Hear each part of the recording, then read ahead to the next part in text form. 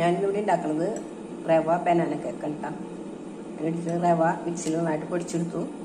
അതിലേക്ക് ചെറിയ നേന്ത്രപ്പഴം അരച്ച് ചേർത്തു. ഒരു മുട്ട, 1/4 കപ്പ് പഞ്ചസാര, 1/4 കപ്പ് ബട്ടർ.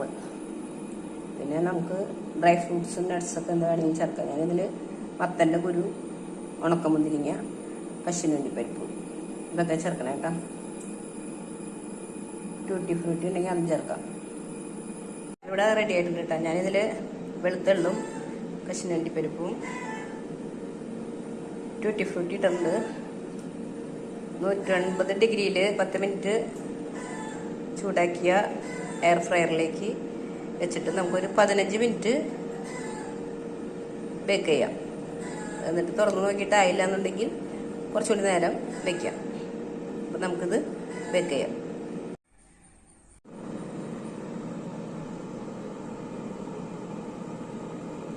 കേക്ക് ഇവിടെ 15 മിനിറ്റ് കൊണ്ട് തന്നെ റെഡി വന്നിട്ടുണ്ട് കേട്ടോ. ഇതിലേക്ക് ഞാൻ നേരത്തെ പറയാൻ മറന്നുപോയി, 1 teaspoon baking powder, baking soda ചേർത്തിട്ടില്ല, അല്പം നാരങ്ങ നീര്, വാനില എസൻസ് ചേർത്തിട്ടുണ്ട് കേട്ടോ.